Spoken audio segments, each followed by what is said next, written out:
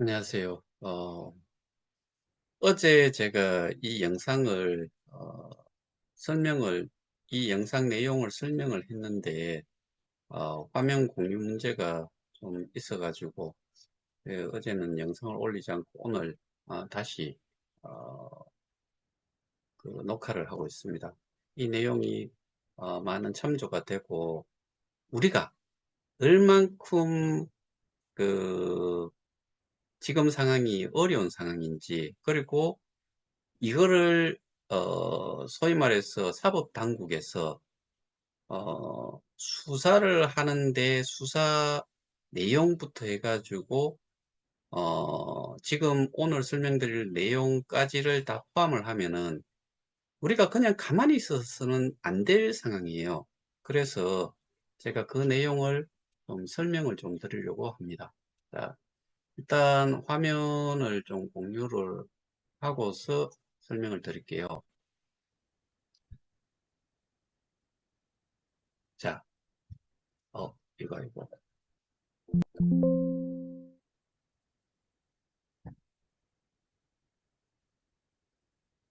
자, 어, 불행하게도 또는, 제 개인적으로는 악에 바칠 정도의, 내용이 일단은 저희 KOK, 어, 그, 단체 고발을 한 게 강남경찰서에서 불송치를 했어요. 이게 6월 28일이에요. 이것만 보면은 화가 엄청나고 그 상태에서 사실은 저도 여기에서만 끝났으면은 좀 당황했을 거예요. 근데 요게 6월 28일에 이렇게 되었고, 그 다음에 그 요거는 6월 28일에. 근데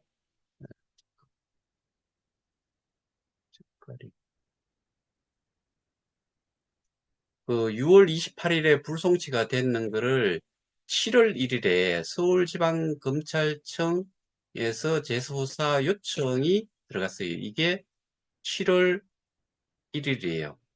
근데 여기에서 제가 좀 말씀드리고 싶은 게, 어, 저희가 대검에 고발 조치를 했는 게 23년 1월 25일이에요. 그 다음에 이게 수사권 분할 때문에 강남경찰서로 가기 전에 일단 먼저 이게 그 며칠 후인가 서울지방검찰청으로 이관이 됐어요.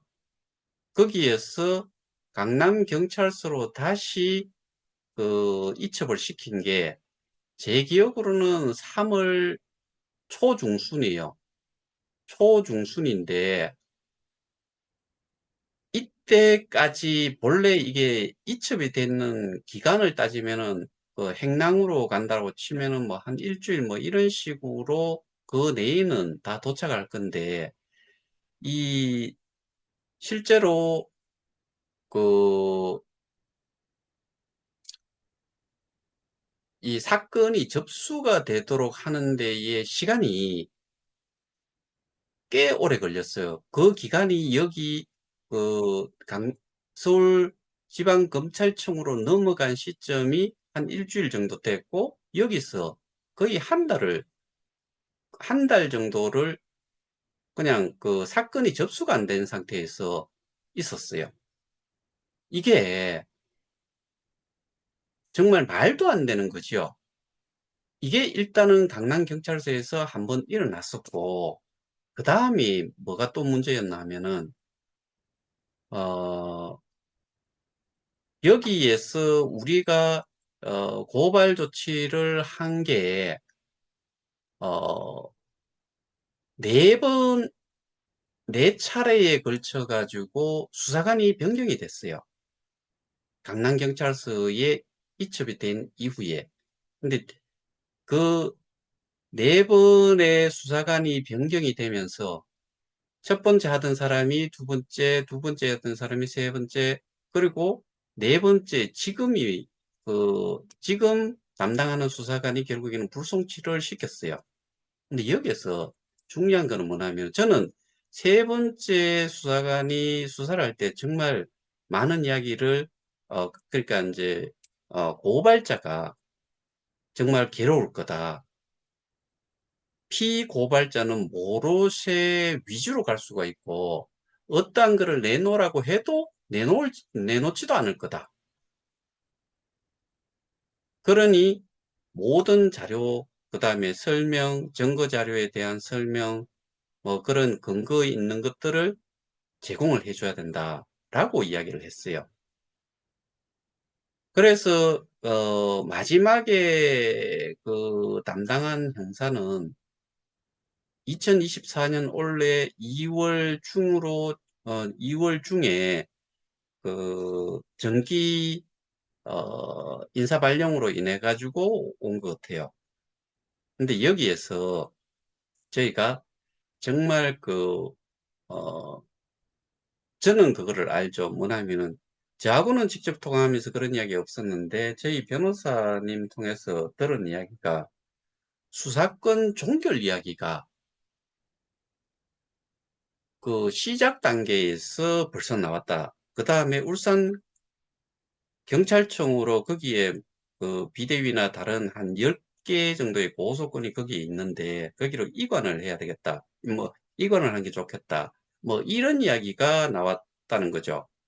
그 이야기는 첫 번째 수사 종결이라는 거는 그 담당 수사관이 봤으면 이 수사 자료를 봤으면 얼마를 봤다는 이야기고 그런데 수사 종결 이야기가 나오고 그 다음에 이 업무 인수 인계를 받으면서 그 분량이 정말 많아요. 그리고 그 이전의 수사관들도 일일이 설명을 할 때 정말 백지 상태라고 봐야 돼요. 그 하나하나의 수사관한테 제가 다 설명을 했고 또 변호사님한테도 우리 담당 변호사니까 설명을 하고 그 백지에다가 뭔가 작품을 만들어내는 역할을 제가 계속 해가지고 그 백지에다가 그렸죠.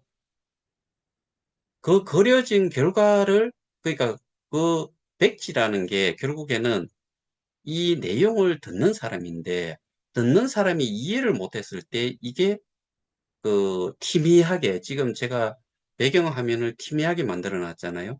이것처럼 모르는 상태에서는 이게 뭔지를 몰라요. 내가 글을 쓰나 줬는데 그림을 그려줬는데 그 당사자가 받아들인 게 잘못되면은 이해를 못하고 그렇다 그러면은 이거는 백지에 그냥 얼룩이 치는 상태밖에 안 돼요. 그렇게 해가지고 2월 뭐 저거 2월 중에 인사 발령이 돼가지고 그 업무를 맡았다고 저는 통화를 한번 간단하게 하고 저희 변호사님하고 통화를 하면서 그런 이야기가 있었다. 그래서 그때부터 사실은 좀 어, 제가 좀 당황했죠. 왜 그러냐면 세 번째 요 전에 담당 수사관의 이 받아들임의 정도라든가 그다음에 요구하는 사항이라든가 이런 게 좀 차이가 나서 그래서 사실은 좀 별로라는 생각을 가지고서 저는 기피 신청까지 고려를 해서 그 청문관인가 뭐 하여튼 저기 기피 신청을 하기 위한 담당하는 그 경찰 내에 부서가 있어요. 거기하고도 컨택을 했고, 근데 그런 와중에 제가, 어, 경찰청, 강남서장과의 면담 요청서를 보냈고, 그때부터 통화도 하고, 1차 조사 진술도 하고, 거기 가서 그 전에 이제 사기라고 자기가 그냥 생각을 하고 있는 것 같아서 제가 거기에 대한 설명을 한 4, 50분 하고 그러나 실제로 만나서 한 2시간 가까이 2시간 조금 넘었지 싶은데 그렇게 설명을 다 하고 그러고 나서 조사 진술서를 작성을 하는데 질문과 답변을 잘 쓰시길래 모든 걸 잘 이해를 하고 있구나 이렇게 생각을 했는데 그러고 나서 압수수색과 피의자에 대한, 그러니까 뭐 피고발자에 대한 조사가 이런 순서로 갈 거다라고 저는 그 이야기를 못 들었는데 저희 그 담당 변호사님이 그 이야기를 하셨어요. 그래서 김판종에 대한 출석 그 조사 진술이 한 3주 전인가 아마 있었을 거예요. 제가 그거는 이야기를 한번 했으니까. 그런데 결과적으로 그것도 2023년 1월 25일 대검에서 출발해갖고 3월 달에 그 이봉훈 씨가 한 5번인가 찾아가고 5일째 그걸 찾아냈어요. 그래서 이제 사건 등록을 했고, 그때부터 첫 번째 담당 수사관부터 네 번째 담당 수사관까지 그 피고발인에 대한 조사는 이번이 처음이었었어요. 자, 여기까지를 이해를 하시면은 다음에 제가 지금부터 보여드릴 내용이 제가 얼마나 황당했는지 그거를 아실 수 있을 것 같아요. 그 전에 먼저 저희가 왜 이 일을 하고 있는지 여기에 대한 그 피해자들이 꼭 아셔야 될 사항이 뭐냐 하면은 비트, 이드, USDT, 테드지요. 이 세 가지 스테이킹 월렛에 보관된 수량. 왜냐하면은 이 세 가지 외에 저거 KOK도 있고 뭐 그 다빈치 코인도 있고 이랬는데 나머지는 다 필요 없어요. 가격이 없어. 현재 상태에서도.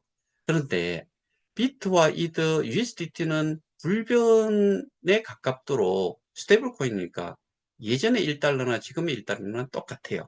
그러면은 비트코인, 이더리움 이거 같은 경우에는 현재 시가가 얼마냐? 거래소 가격이 얼마냐?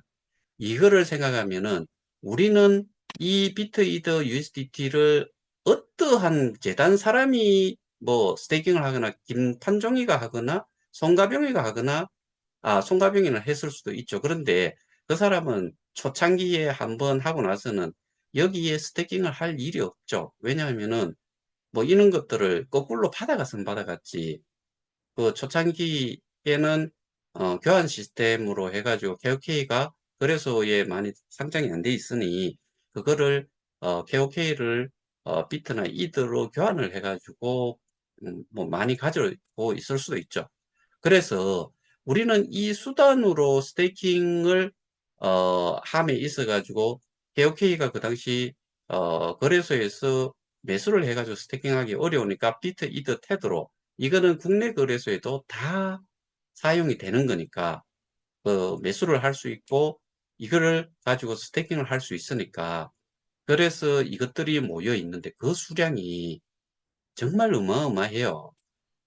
제가 그 입출금 내역을 입출금 자료를 가지고 있는데 거기에 우리가 또 확인을 해야 되는 게 그 수량은 나타나 있지만은 그 출금이 됐을 때 어떠한 용도로 출금이 됐는지에 대한 내역까지도 확인을 해달라고 저희가 예를 들면 허재백이라는 사람이 그 다음에 다른 피해자들이 이 스테이킹 월렛을 누가 보관하고 있느냐를 따졌을 때 나중에 설명을 드리겠지만은 이거는 운영사라고 하고 앱을 업그레이드 시켰거나 했던 그 업체 외에는 알 수 있는 사람이 한 명도 없어요. 그런데 제가 그 사람한테 가가지고 이거 지갑 보여달라고 하면 보여주겠어요? 안 보여준다고요.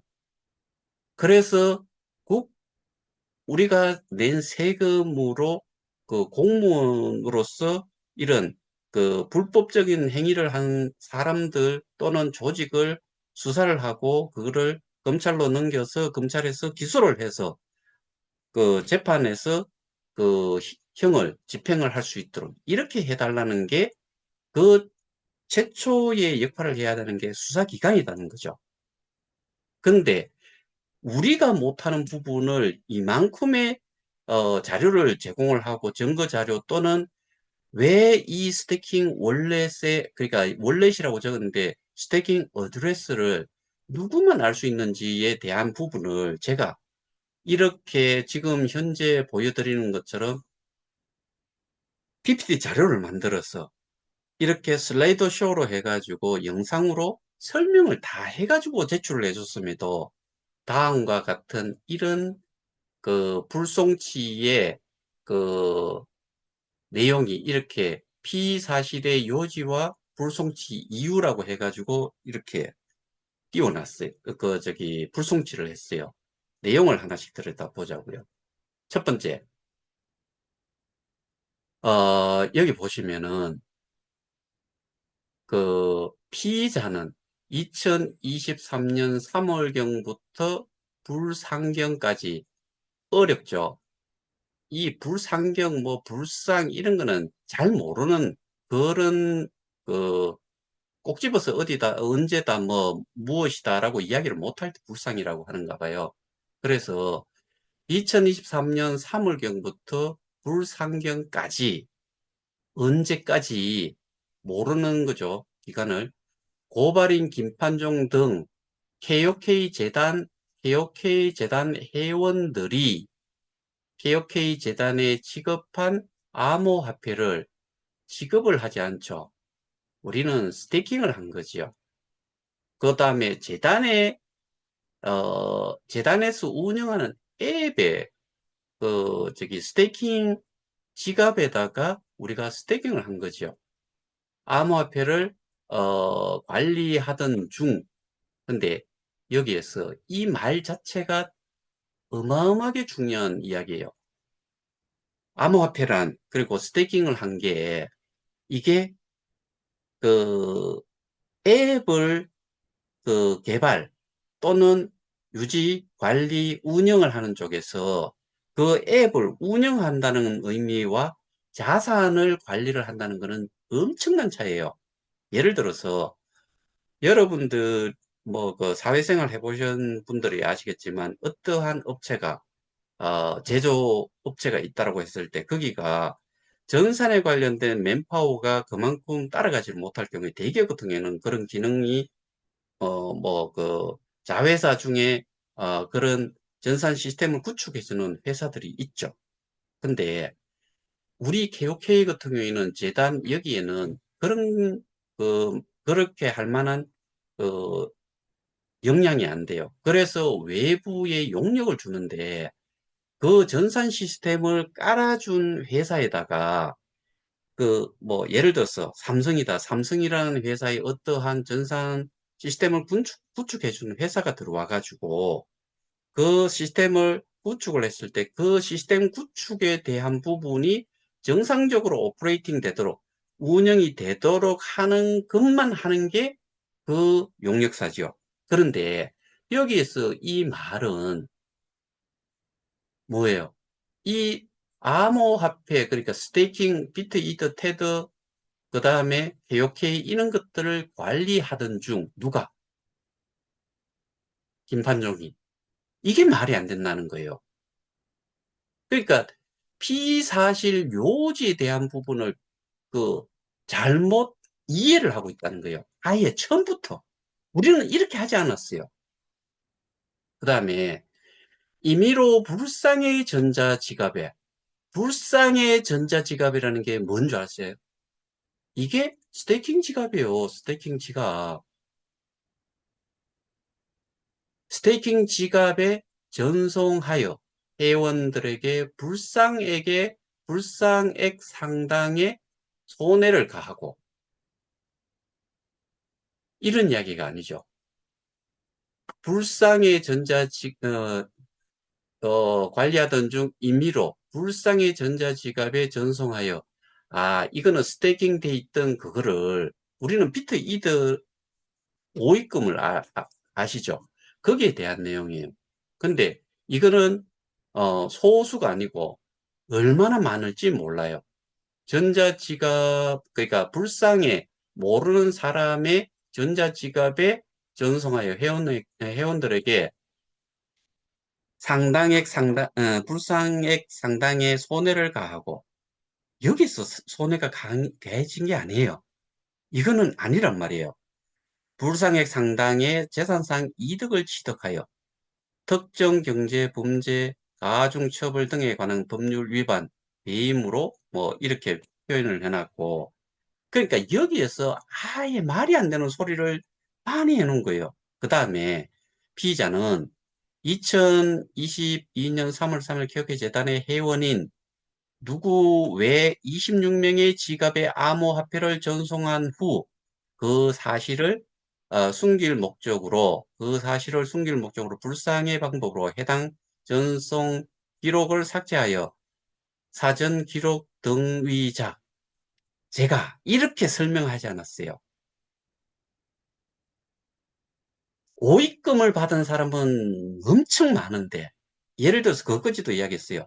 송가병이라는 사람의 집에 한 50여 명이 그 자리에 있었는데, 그 중에 한 사람이 오입금된 사실을 거기에서 이야기를 하니까, 다른 사람들도 확인을 하니까, 절반 정도가 그 자리에 있었던 50명의 절반이라 그래도 거의 25명이잖아요. 그 사람들이 그런 오입금을 받았다고 했는데, 그게 거기에 누가 있을 줄 알고 오입금을 시켰을 때 그런 소수의 사람한테만 보냈겠어요. 여기 이 사람 외에 다른 사람들은 그 자리에 있지도 않은 사람들이에요.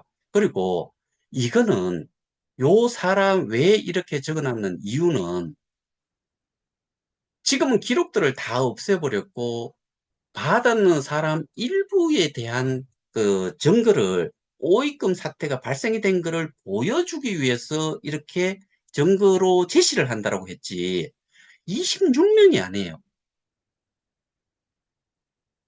그러니까 이 경찰관이, 이 수사관이 이거를 이해를 하고 있는 것 자체가 완전히 제가 설명한 것하고는 전혀 다른 내용으로 피사실에 대한 요지를 이렇게 정리를 한 거예요. 그러고 나서, 그리고 이거 외에도 많아요. 근데 단순하게 이것만 가지고서 이 사람은 따졌어요. 그 다음에, 그러니까, 다른 거는 그들도 또 안 봤다는 이야기인지 아니면은 사실 이런 내용을 쓸 적에는 우리가 그 요구했던 고발을 한, 어, 죄의 내용들을 거기에다가 적어 놔놓고 해야 될 것 같은데, 이거는 아주 일부분을 가지고서 이야기를 해놨어요. 불송치 이유, 고발인의 주장 외에, 고발인은 저예요. 주장 외에 피의자라고 하는 거는 김탄종을 이야기하겠죠. KOK 재단의 회원들의 암호화폐를 빼돌렸다는 증거가 부족하고, 저희가 일단은 이것과 관련해서 제가 제출을 한 게, 이 스테이킹을 한 거에 대한 스테이킹한 입출금 내역을 제가 엑셀 자료를 제출을 했어요. 근데 KOK 재단의 KOK 재단 회원들의 암호화폐를 빼돌렸다는 증거가 부족하고, 절대로 아니죠. 그 다음에 이거를 정말 제가 다 설명을 해줬어요. 일요일인가는 한번 따로 또 연락이 와갖고 거기에서 바로 또 설명을 다 해주고 그랬는데 증거가 부족하대요.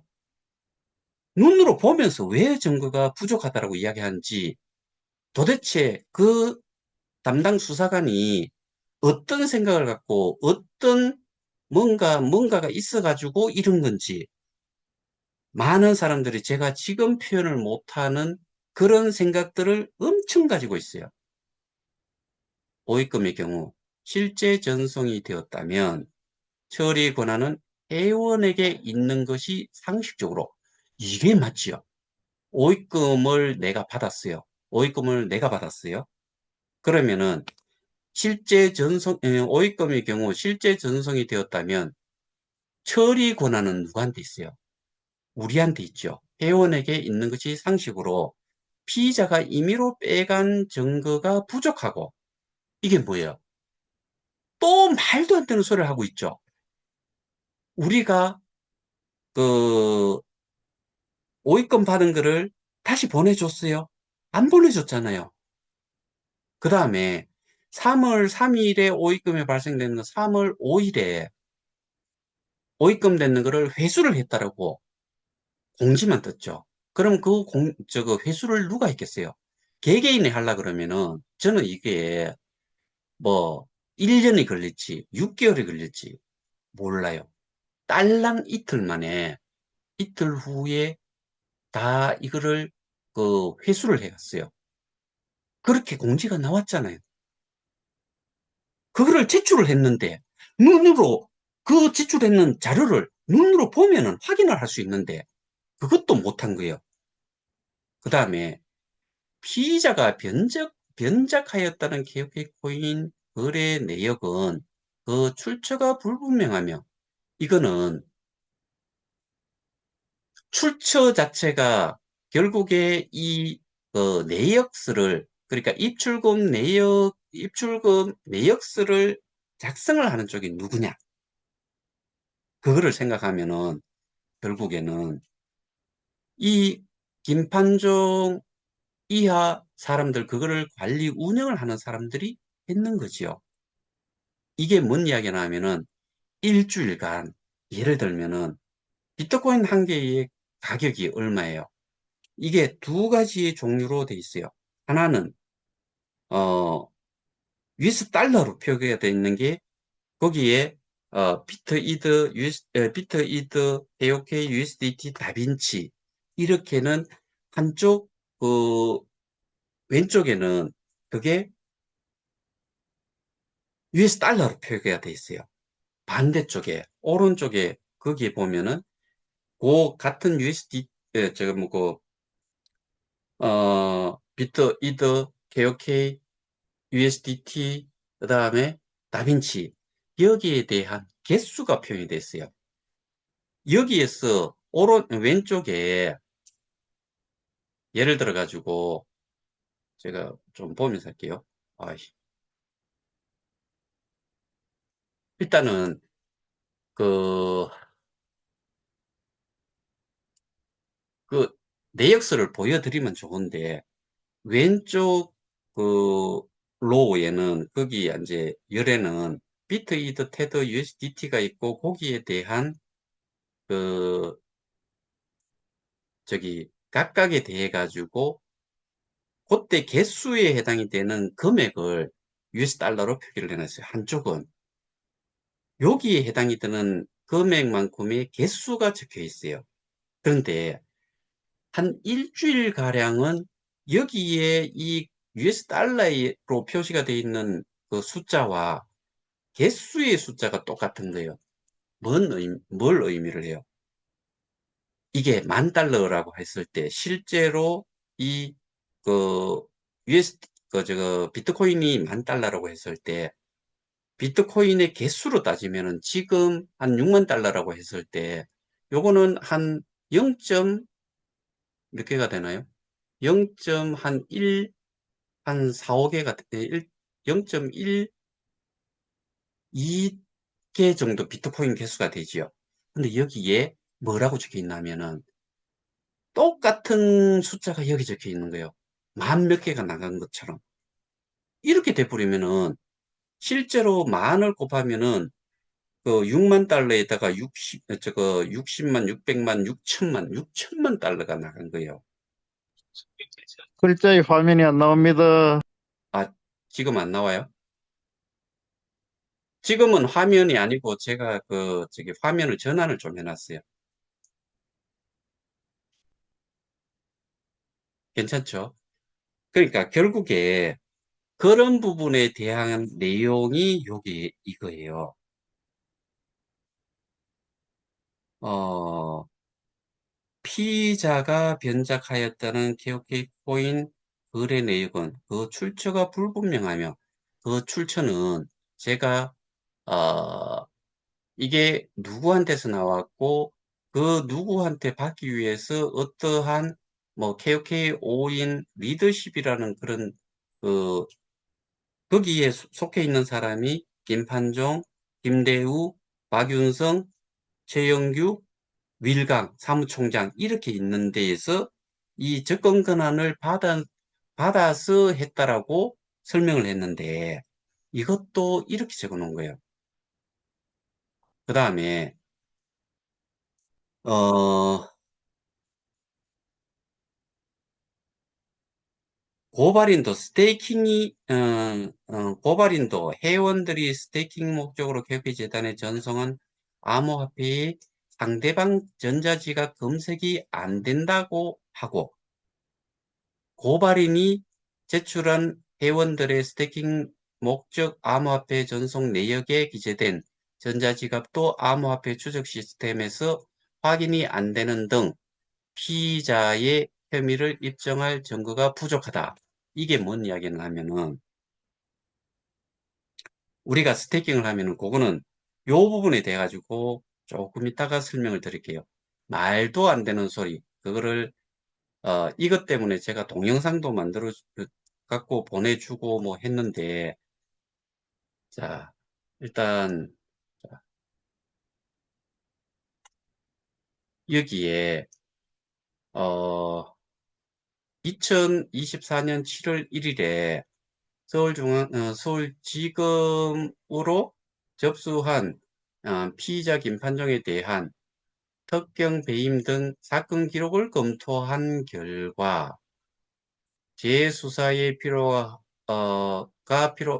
재수사의 필요가 있다고 판단하여 송부관서인 서울 강남경찰서에 재수사하도록 요청하였습니다. 라는 게 저한테 이 웹 메시지가 들어왔어요. 여기에서 보시다시피 이 서울지검에서 이 그 사건 기록을 검토를 해보니까 이거는 재수사가 필요하다고 해가지고 송부관서라는 게 강남경찰서예요. 다시 재수사를 하도록 요청을 했다는 그런 내용이에요. 자, 그 다음에 이 부분을 제가 조금 다시 한번 보여드리는데, 이게 KOK 파운데이션이에요. KOK 재단. 그 다음에 이게 설립일이 2019년 11월 6일이에요. 세셜공화국에 설립했다는 그 사업자 등록이고, 그 다음에 이거는 그 미디움 LTD에서 메타M으로 사명이 변경이 됐다.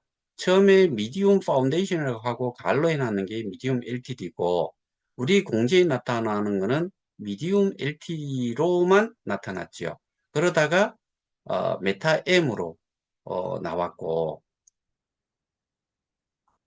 그 다음에 이게 뭐 2021년 12월 20일에 이렇게 메타M으로 바뀌었으니까 이때부터는 미디움 LTD라는 게 공지 그 주체자가 메타M으로 바뀌었다는 거고, 그 다음에 이거 같은 경우에는 어 여기가 그 K 스테디움 PT로 여기에 보면은 자본금이 이게 어 자본금이 어 1달러예요. 싱가포르 달러로. 여기에 처음에 한국 사람 라원식이라는 사람하고 오정권이라는 사람하고 현지인 한 사람하고 이렇게 돼 있는 것 같은데, 요게 2022년 4월 13일에 이 법인을 설립을 했어요. 근데 자본금은 1달러다. 이 정도로 아시면 될 것 같고. 근데 여기에서 이렇게 변경이 또 하나가 됐죠.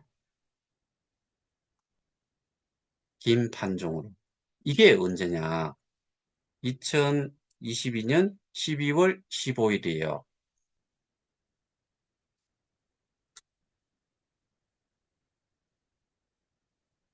자, 그 다음에 이거를 왜 보여드리나 하면은 이것 때문이에요.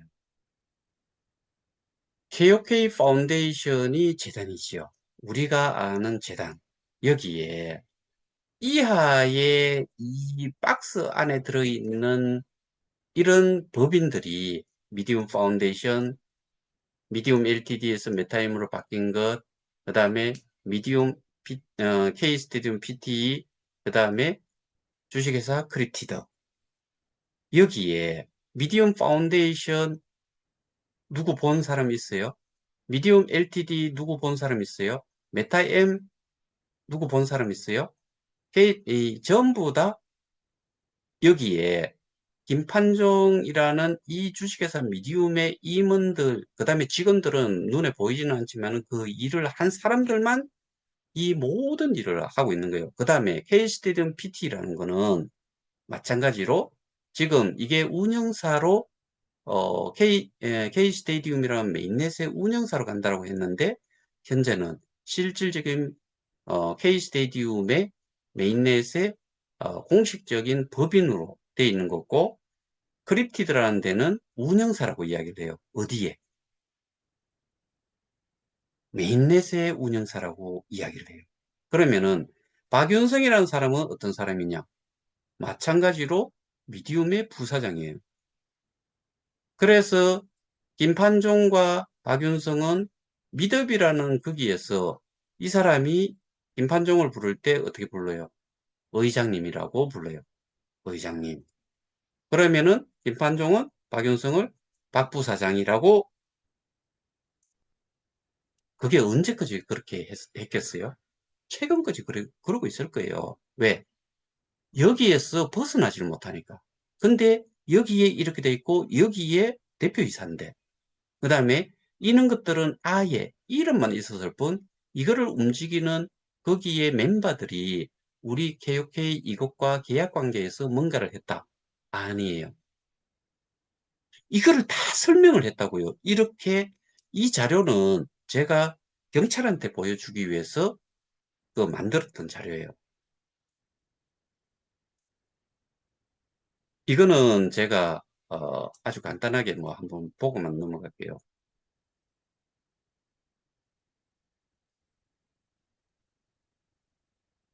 다들 기억하시죠, 이거?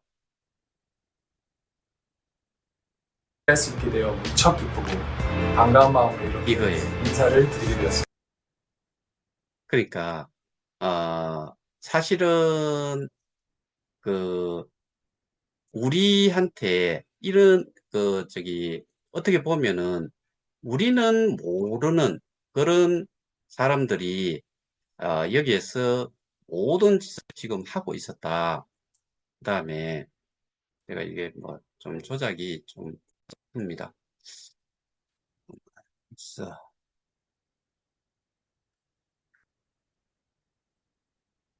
자, 여기까지 했고, 그 다음에 제가 아까 스테이킹을 했는 지갑을 누가 보관을 해야 되느냐 그런 이야기를 했잖아요. 그러니까 권한이 없다라고 이야기했는데 미디움 파운데이션 해가지고 KOK 그 글로벌 디지털 콘텐츠 서비스 플랫폼 KOK 플레이를 인수했다고 밝혔다. 1달러짜리가 1달러짜리가 이 KOK를 인수를 했대요. 웃기고 자빠졌던 소리죠. 근데 여기에 보면은 이거는 동아닷컴 2021년 4월 15일자예요. 여기에 보면은 미디움 척은하고 여기에 또 보시다시피 뭐가 나와 있어요. 여기 보시다시피 KOK 로고와 주식회사 미디움의 로고예요. 뭔데 얘들이? 여기에 미디움 파운데이션과 미디움이 뭐가 차이가, 왜 상관관계가 있냐는 거고, 여기에 나와 있는 모든 내용들은 이거 전체가 주식회사 미디움에 대한 그 내용이에요. 우리를 완전히 바보로 한 거예요. 그 다음에 여기에 보시다시피 우리가 어, 이 내용이 백스의 버전 0.8.6에 나와 있는 건데 뭐라고 돼 있어요? 미디움 파운데이션이라고 돼 있죠. 그 다음에 여기에 보시면은 이 사람들이 다 어디 사람이에요? 이 두 사람도 마찬가지고 이때 최영규 이사장도 전 개혁회 재단 3기 이사장인 최영규 씨도 마찬가지로 CA로 이 미디움 파운데이션, 근데 이때 미디움의 CA로 가 있었어요. 근데 미디움 파운데이션 팀이라고 해놔놓고 누구예요? 전부 다 주식회사 미디움 사람들이라고요. 이거 보면서 무슨 생각이 드세요? KOK 재단과 이 그 몇 개의 해외 법인과 이 관계가 있는 것 같아요? 아니면은 이 김판종이라는 사람과 관계가 있는 것 같아요? 이거 다 설명했다고요. 그러면은 이 주식회사 미디움 또는 여기에서 해야 될 일이 뭐나 하면은 그 부분에 대해 가지고 그 전에 아까 그 스테이킹과 관련해 가지고 뭔가를 모른다 그러니까 이게 스테이킹을 어떻게 저희들이 하는지는 곧 요 다음 페이지에서 나올 건데 이거 지난번에 한번 설명드렸어요. 우리 개혁회의 개인 지갑에서 스테이킹 지갑으로 이렇게 스테이킹을 하게 되면은 통상은 제 지갑에서 예를 들어서 제 지갑에서 A라는 사람한테 뭔가를 몇 개의 코인을 보낸다고 하면은 이 사람의 주소를 알아야 돼요. 출금 내게 어, 저거 입금 주소죠. 그러니까 내한테서는 출금 주소고 이 주소를 42자리의 영어 또는 숫자로 되어 있는 걸 넣어야지만이 이로 전송이 돼요. 다 아시잖아요. 근데 우리가 KOK 개인 지갑에서 스테이킹 지갑으로 보낼 때 이렇게 바로 연결이 돼요? 안 되잖아요. 여기에는 이런 KOK 플레이 애플리케이션 앱이 있어야 돼요. 우리가 지금 쓰고 있는 앱, 말씀 많은 이 앱이 있어야지만 이 앱에서만 내 개인 지갑에서 몇 개를 사고 왔던 그거를 여기에 그 스테이킹을 할 수 있어요. 근데 분명히 우리는 스테이킹을 할 때 스테이킹 지갑 주소를 넣은 적이 없어요. 여기에서 다 저기 뭐 여기 채굴이라는 부분, 여기에 들어가 가지고 채굴을 하고 그런 그 일련의 절차는 바로 다시 보여드릴게요. 우리는 스태킹 시에 출금 주소에 스태킹 주소를 기입하지 않습니다. 맞잖아요. 한 적 아무도 없을 거예요. 그러면은 여기에서 여기로 스태킹을 하도록 하기 위해서는 이 앱이 반드시 필요해요. 여기에서 이 앱을 개발한 사람은 우리가 보냈는 게 어떤 지갑 주소가 없으면은 거기로 안 들어간 상태 여기에서 아무리 지 혼자 돌려봐도 되지를 않아요. 근데 요런 그 절차에 요 소프트웨어적으로 프로그래밍을 한 거에 따라 가지고 하면은 여기에서 여기로 요것처럼 바로 요 지갑으로 들어간다는 거죠.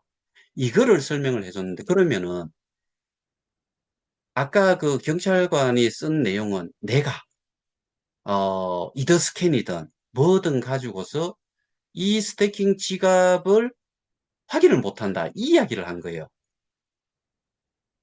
못하지요.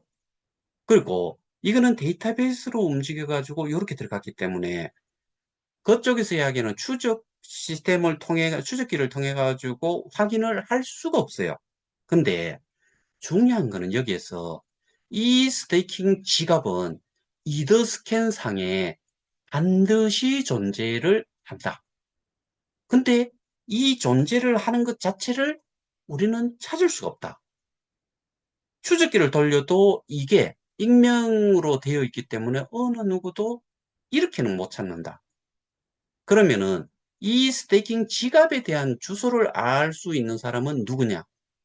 이거와 이거를 연결시켰는 이 주소를 모르고서는 이 프로그램을 돌려가지고 여기에 KOK 지갑에 있던 거를 내 지갑에 들어있던 어, 그 KOK나 비트, 이드, 테드를 보냈을 때 이렇게 보낼 수가 없다. 누구만 아느냐? 여기 이 앱을 개발한 쪽만 안다. 옛날은 여기가 4월 15일, 2021년 4월 15일 기준이라고 하면은 그 전에는 다웍스라는 데에서 운영을 했기 때문에 이 앱의 이 스테이킹 지갑의 주소를 알고 있었겠죠. 그 다음에 이 앱을 뉴 버전으로 업그레이드를 시켰다라고 그냥 했을 때 여기도 마찬가지로 이 스테이킹 지갑을 모를 수가 없다. 그러면은 그 피고소인이 그, 그 경찰도 저도 뭐 찾을 수 없는 게 지금 현재 상태는 그런 상태니까 이 사람이 있는 이 사람이 이 개발을 했기 때문에 스태킹 지갑 주소를 모른다라고 하는 게 저는 말이 안 된다라고 이 내용을 그 전에 영상으로 만들어서 이미 보내줬단 말이에요. 근데 아까 뭐라고 이야기를 했어요? 이렇게 이야기한 거예요. 잠깐만요.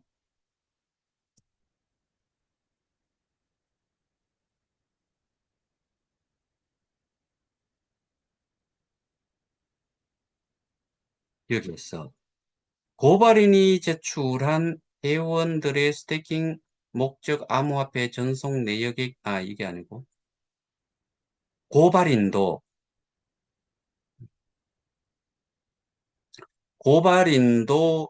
회원들이 스테이킹 목적으로 KK 재단에 전송한 암호화폐의 상대방 전자지갑이 검색이 안 된다고. 이게 스테이킹 지갑이라는 거죠. 아까 설명드렸듯이 우리가 스테이킹을 할 때 전송을 하는데 이 지갑 주소를 모르는 거예요. 고발인이 제출한 회원들의 스테이킹 목적 암호화폐 전송 내역에 기재된 전자지갑도 암호화폐 추적 시스템에서 확인이 안 되는, 이거는 경찰 측에서 했는 그, 이 스테이킹 지갑을 찾기 위한 거를 했는데 당연히 모르지요. 왜? 이게 저희가 스테이킹을 하면서도 다이렉트로 할 수가 없었고, 그러니까 당연히 여기서 이런 걸 잡아 돌린들 어떻게 알겠어요? 그러니까 제가 이야기를 한 게 그거잖아요.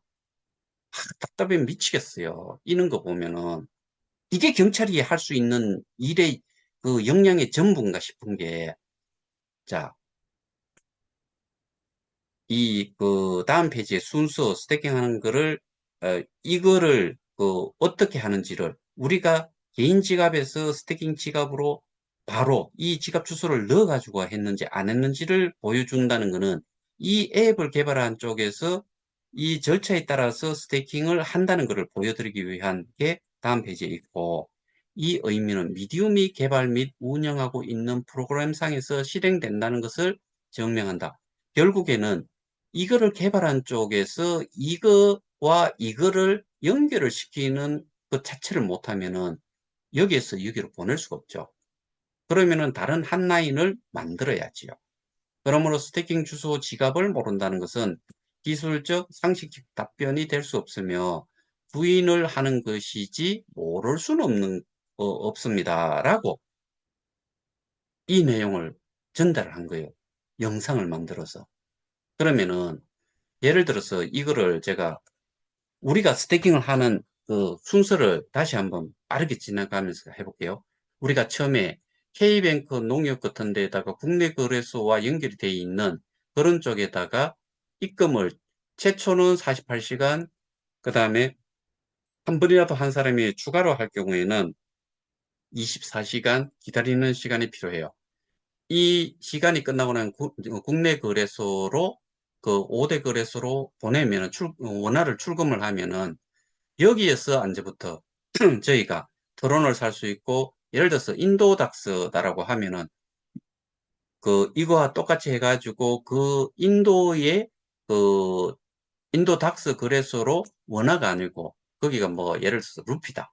루피로 출금을 해가지고 이 국내 거래소로 출금을 해가지고 뭐 TRX든 그다음에 XRF든 그러니까 트론이든 리퍼를 원화로 매수를 해요. 그러면은 뭘로 바뀌어요? 이 상태가 원화에서 트로이던 리플이 이런 이제 그 암호화폐로 바뀌었죠. 내 자산이. 그거를 해외 거래소로 이 트론이나 리플을 보내게 되면은 이게 해외 거래소 받는 쪽에 그 그러니까 여기서도 아까 그 내 여기 국내 거래소에 있는 지갑 주소에서 해외 거래소로 이전을 보내고자 하는 내 지갑 주소를 한 개를 더 만들어 갖고 그 지갑 주소를 여기 저기 넣어야지만 출금 주소를 넣어야지만 여기서 넣어야지만 요리로 옮겨갈 수 있는 거예요. 그러면은 이거를 그 트로네던 리퍼를 팔아가지고 USDT를 가진 다음에 이거를 가지고서 다시 KOK를 매수를 해가지고 KOK를 매수한 KOK를 KOK 플레이 지갑 내 지갑으로 송금을 하면은 여기에 지갑에 내 지갑에 들어가게 되는 거죠. 근데 여기서 보시다시피 여기와 여기까지는 거래가 이루어질 때 여기도 현금 원화죠. 여기도 원화. 근데 여기서부터는 이 각각의 매수를 한 그 암호화폐로 바뀌죠. 그러면은 여기에서 이제 그 스태킹한 절차를 좀 말씀드리는데 이 KOK 앱을 그 실행을 시키면은 첫 화면이 이렇게 동영상이 돌고 여기에다가 내 휴대폰 번호를 넣고 비밀번호를 넣으면은 그러면은 결국에 로그인을 딱 하면은 이런 화면으로 들어가요. 여기에서 이 상단 오른쪽 그 제일 오른쪽에 있는 거를 클릭을 하면은 이 마이 페이지라는 쪽으로 들어가요. 스태킹에 대한 절차예요. 근데 여기서는 채굴이라는 용어를 써요. 요거를 클릭을 딱 하면은 이렇게 넘어가요. 그러면은 여기에서 다시 채굴이라는 이 하단에 있는 거를 또 클릭을 하면은 이게 스태킹 하는 절차에 해당이 돼요. 그러면은 채굴에 들어가 가지고 여기에서 이 부분을 클릭을 한번 딱 하면은 여기에 보시다시피 비트, 이드, KOK, USDT 이런 네 가지가 떠요. 거기에서 하나를 설정을 하는 거죠. 우리는 여기에서는 KOK를 했다라고 제가 그 해놨어요. KOK를 보셨죠? 여기서 요 KOK 요거를 설정을 하면 여기에 보라색이 와요.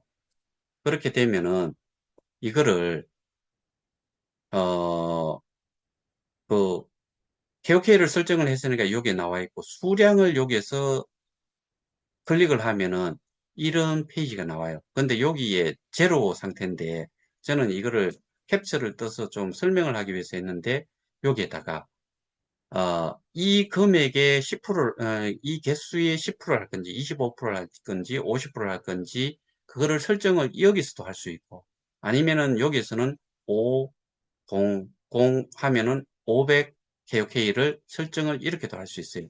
그렇게 한 다음에 확인 버튼을 누르면은 이렇게 넘어가요. 그러면 세팅이 됐죠.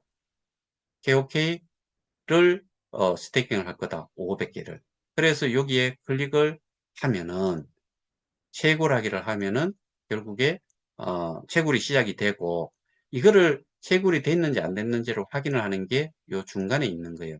요거를 딱 클릭을 하면은 요 화면으로 넘어가죠. 요 화면으로 넘어가면은 여기에 채굴 입금이라는 표시가 딱 떠요. 근데 이거를 쭉 그 저기 스크롤 다운을 쭉 해보면은 지금은 그 채굴 입금을 저희가 할 일이 없기 때문에 채굴 입금이라는 요런 게 표시가 돼요. 그러면은 내가 아까 몇 개를 샀는데 거기에서 뭐 500개를 했으면 여기에 마이너스 500이라고 표기가 돼요. 그러면은 이게 채굴이 됐다. 채굴 입금을 했다. 이게 스테이킹을 했다는 의미라는 거죠.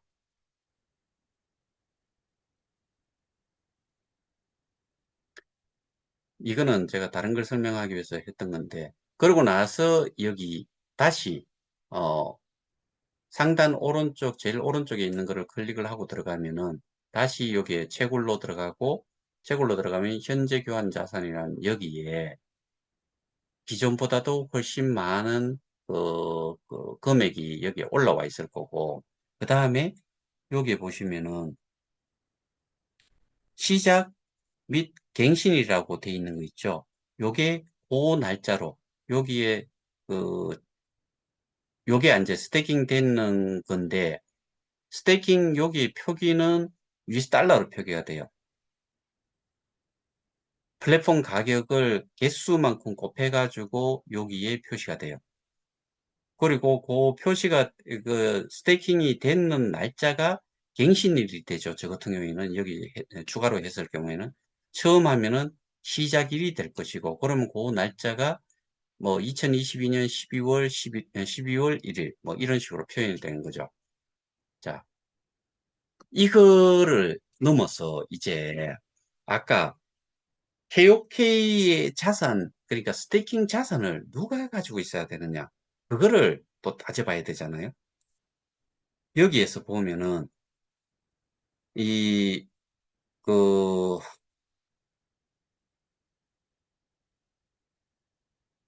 여기에서 보시면은 미디움 그 운영사 미디움 공식 입장문이라는 게 2022년 12월 14일에 여기에 뭐라고 써놨냐면 어 지금 잘 안 보이는데, 미디움의 역할과 KOK 파운데이션과의 관계에 대해 명확히 밝히고 싶습니다. 수차례 말씀드렸지만 미디움은 KOK 파운데이션을 인수하지 않았습니다. 미디움은 KOK 파운데이션을 인수하지 않았어요. 그러면은 주식회사 미디움은 메타M의 주인이에요? 미디움 LTD의 주인이에요? 미디움 파운데이션의 주인이에요? 아니면은 K스테디움의 주인이에요? 미디움하고 상관이 없는데 미디움의 대표이사가 김판종이고 여기 보면 주식회사 미디움 김판종이 의장입니다. 이렇게 적혀 있잖아요. 그 다음에 아시다시피 KOK 파운데이션과 KOK 플레이는 별개의 조직입니다. 별개의 조직이 아니고요. 이거는 하나의 운영하는 앱일 뿐이에요. 조직이 아니에요. KOK 플레이는. 미디움은 KOK 파운데이션과 재단의 지분 및 자산 인수 계약이 아닌 KOK 파운데이션이, 그러니까 자산 인수 계약이 아닌, 여기에 분명히 언급을 했잖아요. KOK 파운데이션이 운영하는 KOK 플레이는 비영리 앱의 운영 인수 계약을 체결하였습니다. 자산하고는 전혀 상관이 없는 거예요. 근데 누가 가지고 있어요? 누가 알고 있어요? 전 이사장, 최영기 이사장 모른대요. 토마스 프레이 알 것 같아요? 몰라요. 오로지 지금 아는 거는 이 주식회사 미디움의 김판종 외에 거기에 인발브 되어 있는, 저는 이들을 같은 그 집단이라고, 그러니까 여기서 뭐, 그, 저희가 그 고발인에 이 사람 외에는 더 넣지를 않았는데 줄줄이로 다 엮여 들어올 거라고 생각을 하기 때문에 조사를 하면서, 그래서 다른 내용은 쓰지 않은, 어, 고발 조치를 하지 않은 거예요. 그 다음에 여러 번 밝혔듯이 미디움은 KOK 파운데이션의 제휴사입니다. 이것은 또 제휴사라 그러죠. 미디움은 KOK 파운데이션과 기술 협약을 맺어 계약 당시 콘텐츠 공급 제대로 한 거 있어요?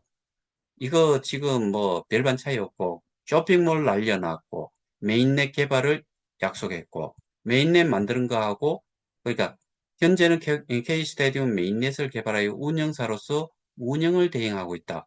K스테디움을 그 개발해가지고 운영사로 운영하고 있다 그러는데, 이 사람 지금 뭐예요? K스테디움 PT의 대표이사잖아요. 운영사는 누구예요? 프립티드잖아요. 근데 뭘 주식회사 미디움이 뭘 대응을 하고 말도 안 되는 소리를 계속 하고 있죠. 그 다음에 이거는 미디움 부사장 그 조영준이라는 사람이 그 김판종 대표 다음이 정윤호라는 사람이 대표직을 이어받았어요. 그 사람의 이 내용을 저한테 보낸 그 메신저인데, 여기 보면은 이 사람이 대표이사 정윤호라고 여기 반드시 분명히 돼 있죠. 그 허재백님은 현재 저희 미디움뿐만 아니라 협력 기업과 유관 기관들에게 막대한 소실을 입힐 수 있는 위험한 행동을 하고 있습니다. 유관기관이라는 게 뭐겠어요? 부산시예요. 허재백님이 부산시, 부산은행 등을 통해 미디움에 대한 옳지 않은 은행을 하는 즉시 우리가 잃게 될 수 있는 프로젝트 사업 손익은 수천억에 이를 것이며 사업 손익이 수천억에 이른대요. 근데 민자를 유치를 하는 게 5천억이에요. 근데 그렇게 해가지고 사업 이 회사 주식회사 미디움이라는 회사가 제가 수차례 말씀드렸어요. 2018년 언제 그 하반기에 설립이 돼가지고 2019년도에 매출 제로, 2020년도 3,840만 원, 2021년도 159억 몇천만 원, 2022년 177억 정도 이렇게 된 거예요. 이때가 언제예요? 2022년도예요, 이게.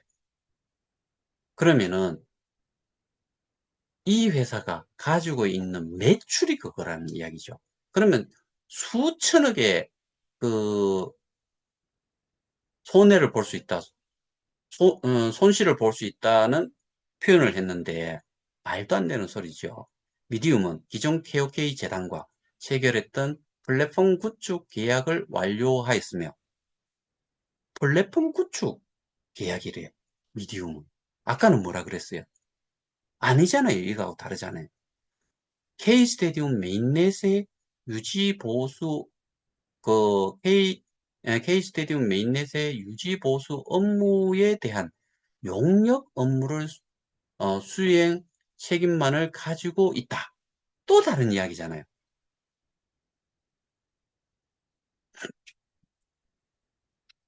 결과적으로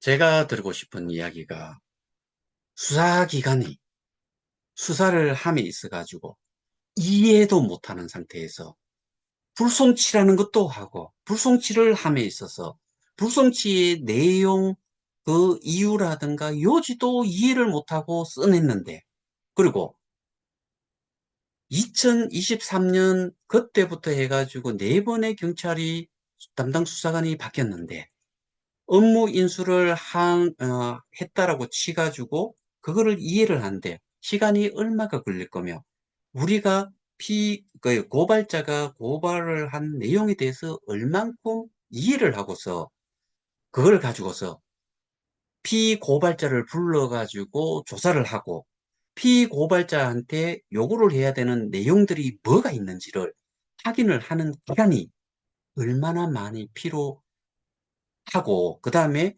말도 안 되는 모로쉐로 일관이 됐을 때 제가 동영상으로 자료를 만들어서 그 동영상으로 설명까지 해준 내용, 그 다음에 증거 자료로 제시를 했는 내용, 이런 것들을 가지고서 진술을 했는 그런 것들이 기반이 돼서 송치를 할 건지, 불송치를 할 건지를 적어야 되는데, 그 요지라든가 사유가 제가 그 설명을 했던 거하고는 완전히 딴판으로 다르게 그 내용을 적어서 불송치를 했다.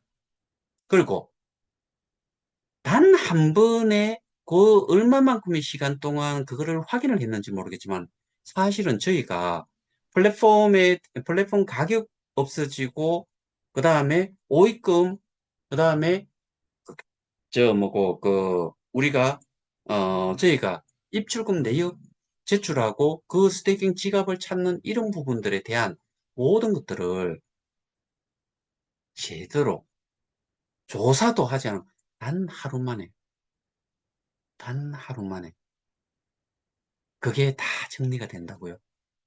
여기 이 피해 규모라든가 피해자의 수를 따지면은 전 세계 80만 명, 그 금액적으로 봤을 때 KOK를 제외한 비트, 이드, 테드만 가지고서 제가 현재 입금되어 있던 그 입출금 내역의 숫자, 비트, 이트, 테드의 숫자만 가지고 현재 그 거래소의 금액과 그 금액을, 거래소 금액을 적용을 했을 때 3조 2천억이 돼요. 이런 엄청난 이런 금액의 피해자가 있다는데, 이렇게 아주 짧은 시간 내에 저는 그 2023년 1월 25일부터 해가지고 그 고발을 하고 3월 그 이후부터 해가지고 강남경찰서를 몇 번을 갔다 왔고, 강남경찰서에서 연락을 한 거를 얼만큼을 내가 답변을 했고, 강남경찰서에서 요구를 하는 자료들을 얼마나 줬고, 거기에 대한 또 설명을 얼만큼 했고, 이런 것들이 지금까지 해왔는데, 그래서 세 번째 담당 수사관과 네 번째 이번에 불송치한 담당 수사관과의 이 차이가 어마어마하게 느껴지고, 우리 80만 피해자들을 죽으라는 불송치라는 거는, 여기에서 불송치를 이런 식으로 아주 가볍게 처리를 해버린다는 거는, 그리고 제가 분명히 말씀드렸죠. 수사 종결을 처음부터 내뱉었다는 이야기는 수사의 의지도 없고, 누구의 이야기처럼 뭔 짓을 당했는지도 모르겠고, 그 다음에, 그러니까 모든 것들이 저희가 생각을 했을 때는 이해 불가 수준이다. 근데 불송치가 됐는데, 그러면은 그 어, 서울중앙지검에서는 그 검사님은 어떻게 봐가지고 불송치가 올라왔는데 재수사를 요청을 했을까? 저는 제일 먼저 따질 게, 이 피사실 요지에 대한 부분부터 다시 따지고 들어갈 거예요. 설명해 보라 할 거예요. 설명 못하면은 이거에 대해 가지고 책임을 져야 된다고 이야기할 거예요. 그래서 이것 때문에 저는 시위를 하려고 하는 거예요. 우리 다 죽으라고. 우리 다 죽으라고 하는 거예요, 지금. 내용 이해도 못한 사람이 우리 다 죽으라고 불송치를 한 거예요. 혐의 없음, 증거 불충분, 이거예요.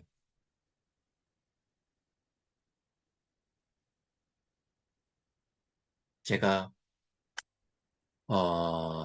지금 시위는 날짜가 정해졌어요.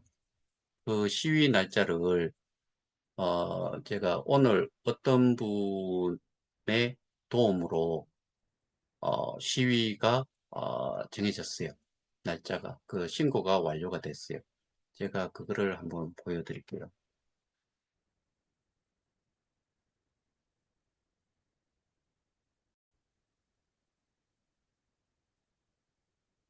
어, 7월 11일이에요. 오후 2시부터 5시까지. 이 강남 그 경찰서에, 제가 이거는 네이버에 치시면은 삼성역 몇 번 출구, 9번 출구였는지 10번 출구였는지 그쪽으로 나오시면은 걸어서 5분 거리도 안 돼요.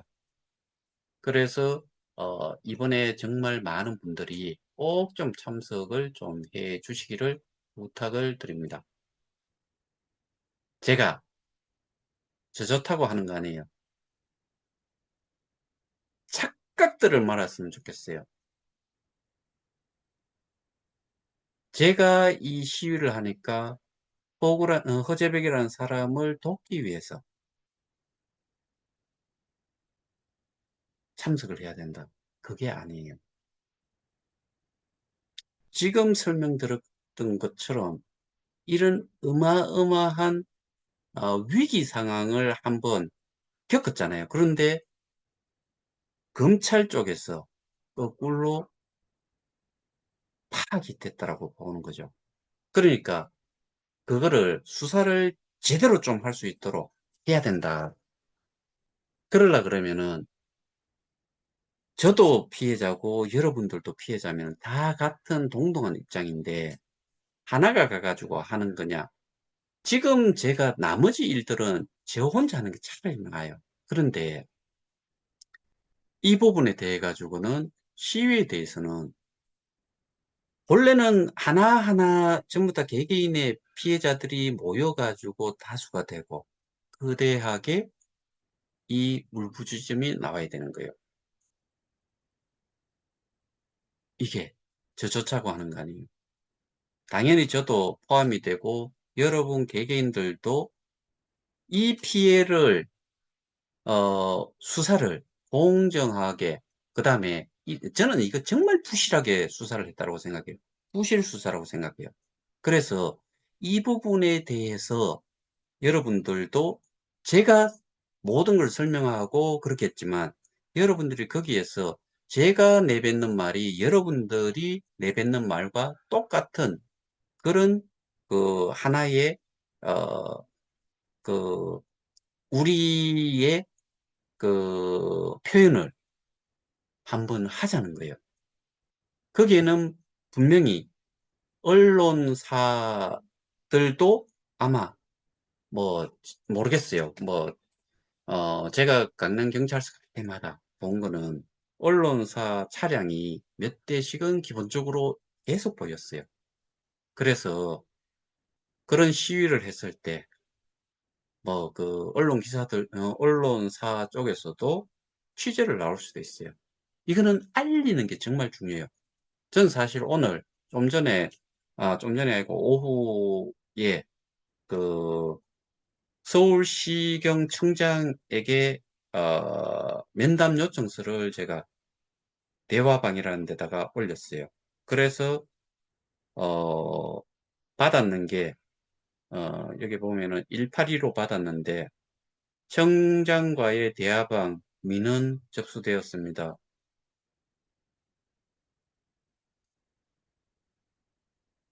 저 정말 못 참을 정도로 우리 피해자들을 그냥 니들은 가서 죽어라 라는 식의 이 정도의 수사를 하고 나서 불송치, 그것도 증거 없어, 무혐의, 이해 하나 제대로 못한 상태에서 불송치를 때렸다는 것에 대해서 경악을 금할 수가 없어요. 여러분들의 심정도 저와 같아야 된다고 생각해요. 그리고 시위에는 비가 오든 무더위가 있든 꼭 좀 참석을 해주셨으면 좋겠어요. 여러분들이 예를 들어 가지고 100만 원 투자를 하셔가지고 없어도 된다라고 하면 안 오셔도 돼요. 수천만 원, 수억 원 하신 분들은 내가 그것 때문에도 빚에 져가지고 허덕이는데 저는 시위를 안 한 이유가 그 이자를 갚기 위해 가지고 나이가 60이 넘고 70이 넘고 그랬는데도 일용직으로 나가가지고 일을 해가지고 그거를 이자라도 좀 갚기 위해서 일하시는 분들, 이런 분들이 시위를 자주 하게 되면은 저는 시위의 그 효과는 뭐 이 정도의 수준 가지고는 없다라고 저기 이 요번 같은 경우는 저희가 이제 그 주장을 할 수 있는 게 엄청나게 많죠. 그러니까 시위를 하는 거예요. 예를 들어서 지금 부산에서 울산에서 시위를 가기 위해 가지고 벌써 어, 열차 티켓을 예매를 다 했대요. 그러면은 부산에서 서울까지가 정말 극과 극이잖아요. 정말 통행 교통비만 해도 엄청나요. 그게 하루를 또 일을 못하면 일용직이라고 하면은 일당까지 날라가요. 근데 내가 손해를 본 게 수천만 원이고 수억 원이라고 하면은 일당이 중요하지 않잖아요. 이게 회복이 돼야지. 개개인의 판단에 맡겨요. 하지만 어, 이번과 같은 경우 저는 시위를 딱 두 번, 이번에 하게 되면 두 번 주관을 하게 돼요. 첫 번째 한 번이 부산시예요. 두 번째가 요번에 강남경찰서예요. 부산시가 가지고 있는 BIBC MOU 자체가 없었다는 거. 그 보여진 MOU는 본사를 부산 그 블록체인 특구 쪽으로 본사 이전에 대한 MOU였지 BIPC에 대한 MOU가 아니었잖아요. 그거 한 번. 이번이 제가 하는 거는 두 번째. 여러분들의 적극적인 좀 참여를 부탁을 드립니다. 이상입니다. 감사합니다.